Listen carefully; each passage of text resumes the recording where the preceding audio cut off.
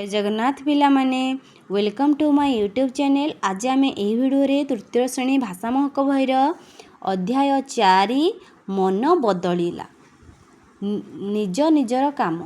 ए गपरू आम कौन शिखा? आम केवल निज निजर काम करवा से विषय शिखा। ताले मन बदलिला माने कौन? मनटा परिवर्तन हो गला। ताले बुझिबा। से दिन थिला रविवार। से दिन कौ दिन थिला? जो दिन घटना घटी से दिन थिला रविवार। दीपुन बगीचारे खेलुथिला। ये हेला दीपुन। दीपुन कौन करुथिला पिला माने? ये जो सुंदर बगीचारे दिने खेलुथिला। घर भितरु बापांको डाक शुभिला। हैला जेतेबेले दीपुन बगीचारे खेलुथिला घर भितरे बापा ताकू डाकिले। मने मने भाबिला एबे बोधे पढ़ा को डाकिले। ये दीपुन जेतेबेले बापा डाकिले, जेतेबेले बापा ए घर भितर डाकिले, दीपुन भाबिला बापा बोधे पाठ पढ़ा को डाकुचंती। तार मन दुख हैला। तार मन दुख हैला। तुम मानकु जेमती पिला माने पाठ पढ़ा कहला तुम मन दुख कर मूर्ख छुए से भला। ये भी बोका पाठ पढ़ा मन दुख करुची। किंतु पिला माने पाठ पढ़ा मन दुख करिया कि ना? हम पाठ पढ़ा। जेतेबेले बापा को डाकिले, दीपुन को डाकिले, से समय मने मने से भाबिला बापा बोधे पढ़ा को डाकिले। तार मन दुख हैला। घर भीतर को गले पढ़ा को पड़ो। तेणु से कौन कला? घरे पाठ विद्यालय पाठ से व्यस्त हो पड़ी गछ तले बसी पड़ा। बापा जो डाकिले से भाविला पाठ पढ़े। से घर भितर गले पढ़ा को पड़ो। से घर भीतर को न जाई से कौन कला? से कौन व्यस्त हो गला? कला घरे पाठ पढ़ुंट विद्यालय पाठ केते पाठ पढ़े? से व्यस्त हो गला, विरक्त हो गलानी। से व्यस्त हो पड़ी एवं गोटे गछ तले बसी पड़ा। ये जो गछ एडी गोटे बगीचार गोटे गछ थिला, से गछ तले बसी पड़ा। एतिकी बेले महुमाछीटीए गुणुगुणु गीत गाई ता पाख दे उड़ीगला ओ फूल उपरे बसी पड़ा। फूलटी पवन रे हलीगला। जेतेबेले से गछ मूले बसीथिला सेई समय गोटे ता पाख दे गोटे महुमाछीटी गुणु गुणु गीत गाई ता पाख दे चलीगला एवं गोटे फूल उपरे बसी पड़ा। जेतेबेले फूल उपरे बसीगला पवन रे फूलटी हलिला एवं ताकू लागिला महुमाछीटी बोधे कौन खेलुची ना दौड़ी रे महुमाछीटी खेलुची। फूलटी पवन रे हलीगला। दीपुन को लागिला महुमाछीटी दौड़ी खेलुची। दीपुन को कौन लागिला? जेतेबेले से पवन रे फूलटी हलीगला, दीपुन भाबिला महुमाछीटी फूल उपरे बसी दौड़ी खेलुची। से मने मने भाबिला मु महुमाछीटी होइथांती कि? से कहला मु महुमाछीटी होइथांती। मु एमतिया उड़ी बुलंती एवं गछ फूल रे दौड़ी खेलंती। भारी मजा होइथांता। मते पाठ पढ़ा को पड़ी न थांता। हैला से पाठ पढ़िबने बोली महुमाछी होबा पई चाहुथिला। किंतु महुमाछी दीपुन रो मन कथा बुझी पाला।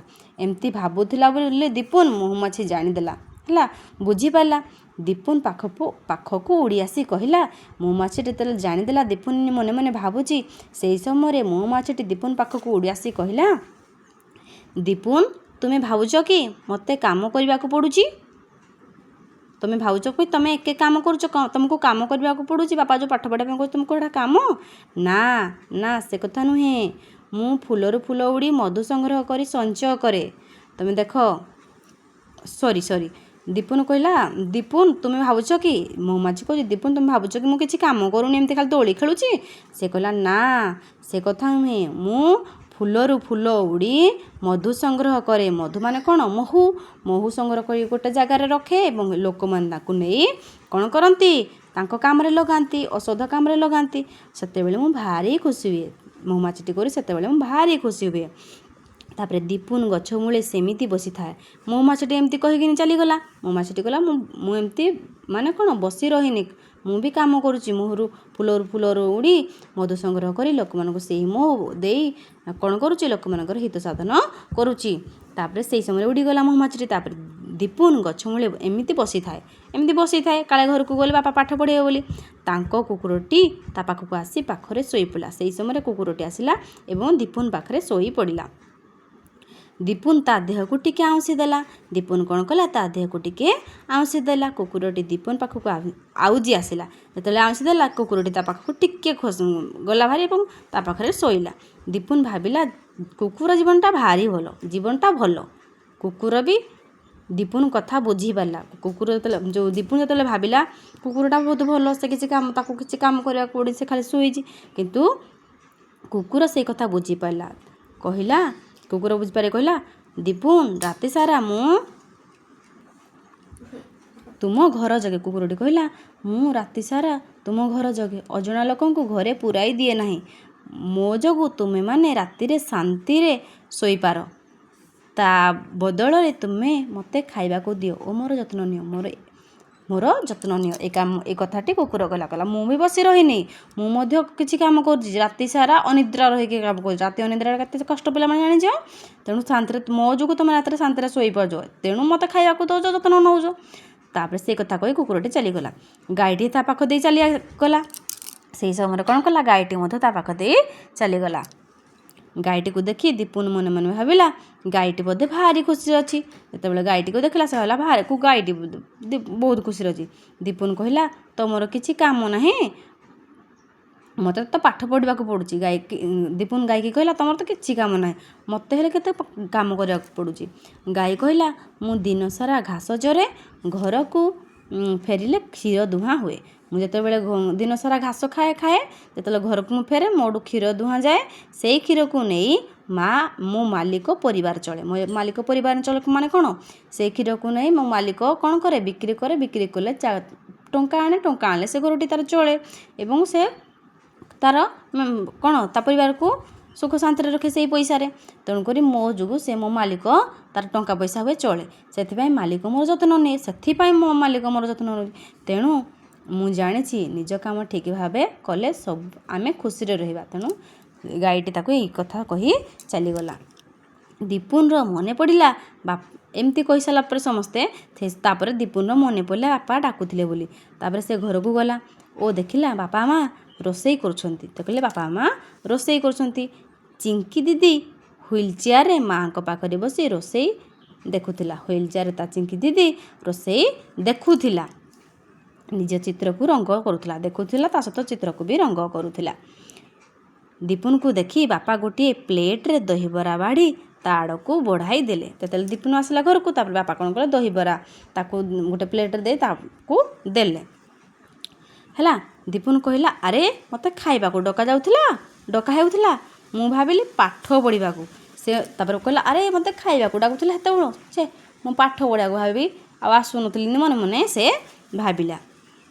ସେମାନେ ମୋର ଖାଲି ପାଠ କଥା ନୁହେଁ, ସବୁ ଦିଗ ପ୍ରତି ଦୃଷ୍ଟି ଦେଉଛନ୍ତି ବୋଲି ସେ ମନେ ଭାବିଲା। କହିଲା ନା ବାପା ଆମର ପାଠ ପାଇଁ ନାହିଁ, ଖାଇବା ପିଇବା ଭଲ କେମିତି ରହିବା ସବୁ ଦିଗ ପ୍ରତି ସେମାନେ ଧ୍ୟାନ ଦେଉଛନ୍ତି। ତେଣୁ ମୁଁ ମୋର କାମ ଠିକ୍ ଭାବରେ କରିବି। ତାପରେ ସେ ମହୁମାଛିଠୁ ଗାଈଠୁ କୁକୁରଠୁ ବୁଝିପାରିଲା। ତେଣୁ ଦହିବରା ଖାଇ ଥାଳିଟିକୁ ଧୋଇ ଧାଇ ବାସନ ଜାଗାରେ ରଖିଦେଲା। ଦହିବରା ଯେମିତି ଖାଇଲା, ବାସନଟାକୁ ମାଜିଦେଲା, ବାସନ ଜାଗାରେ ରଖିଦେଲା। କାହିଁକିନା ସେ ଶିଖିଲା ନା ନିଜ କାମ ନିଜେ କରିବାକୁ ପଡ଼ିବ। କାମ କଲେ ସବୁ ଆମେ ସୁଖରେ ରହିବା, ଶାନ୍ତିରେ ରହିବା। ତେଣୁ ଏହା ଦେଖି ମା କହିଲେ ଆରେ ଏ କ'ଣ ତୁ ବାସନ ଧୋଇଦେଲୁ। ଦୀପୁନ କହିଲା ମା ତୁମେ ସମସ୍ତେ ନିଜ କାମ ନିଜେ କରୁଛ, ଆଜିଠାରୁ ମୁଁ ବି ମୋ କାମ କରିବି। ଦୀପୁନ ସମସ୍ତଙ୍କ କଥା ବୁଝିପାରିଲା, ସମସ୍ତଙ୍କ କାମ କରୁଛନ୍ତି। ଦୀପୁନ ବି କହିଲା ଆଜିଠାରୁ ମୋ କାମ ମୁଁ କରିବି, ଯାଉଛି ମୋ ଗୃହ କାର୍ଯ୍ୟକୁ ଶେଷ କରିବି। ଗୃହ କାର୍ଯ୍ୟ ମାନେ କ'ଣ, ସ୍କୁଲ ଟାସ୍କ, ହୋମ୍ ଟାସ୍କ, ସ୍କୁଲରେ ଯାହା ଦିଆହେଇଥିବ ଶେଷ କରିଦେବି, ଠିକ୍ ସମୟରେ ପାଠ ପଢ଼ିବି। ସେ ମନେ ମନେ ବୁଝିପାରିଲା। ମୁଁ କହିଲା ମୋ କାମ ମୁଁ ବି ଯାହା ଅଛି ମୁଁ କରିଦେବି, ଆଉ ଠିକ୍ ସମୟରେ ଖେଳିବି। ବାପା ତାଙ୍କୁ ସବୁ ଶୁଣି ଦୀପୁନ ପିଠି ଥାପୁଡ଼େଇ କହିଲେ ବାଃ ମୋ ପୁଅ ଏବେ ସୁନା ପିଲା। ତା ପିଠିକୁ ଥାପୁଡ଼େଇ କହିଲେ ଏବେ ବାଃ ମୋ ପୁଅ ସୁନା ପିଲା। ତୁମମାନେ ମଧ୍ୟ ପିଲାମାନେ ନିଜ କାମ ନିଜେ କର, ନିଜେ ବ୍ରସ୍ କରିବ, ନିଜେ ଉଠିବ, ମୁହଁ ଧୋଇବ, ବ୍ରସ୍ କରିବ, ନିଜେ ଖାଇବ ଏବଂ ଦୀପୁନ ଭଳିଆ ନିଜେ ବାସନ ନିଜେ ନ ମାଜି ସଫା କରିପାରିଲେ ବି ନେଇକି କ'ଣ ବାସନ ଯୋଡ଼େ ରଖାଯାଏ ସେଠି ରଖିଦେବ, ମାନେ ଯେଉଁ ଧୁଆ ନଥିବା ଜାଗାରେ। ତାପରେ ଯଦି ଧୋଇପାରିବ ଧୋଇବ ଏବଂ ନିଜ ଲୁଗାପଟା ନିଜ ଡ୍ରେସ୍ ଏବଂ ବହି ଥାକ ନିଜ ଜିନିଷ ନିଜେ ସାଇତି ରଖିବେ। ନିଜ କାମ ନିଜେ କରିବାଟା ହିଁ ଠିକ୍। ବଡ଼ ହେଲେ ମଧ୍ୟ ନିଜ କାମ ତୁମେ ନିଜେ କରିବ। ବୁଝିଲ ପିଲାମାନେ ବୁଝିଲ। ତାହେଲେ ଆମକୁ ଏଇଠୁ କେଉଁ ଶିକ୍ଷା ମିଳିଲା ନା ନିଜ କାମ ନିଜେ କରିବା। ନିଜ କାମ ନିଜେ କଲେ ଆମକୁ ସବୁବେଳେ ସୁଖ ଶାନ୍ତି ମିଳେ ଏବଂ ଯିଏ ଅଳସୁଆ ହୁଏ ସେ ସବୁବେଳେ ଦୁଃଖ ପାଏ। ତାର ଭିଡ଼ିଓ ଯଦି ତୁମକୁ ଭଲ ଲାଗିଲା like share subscribe. Thank you.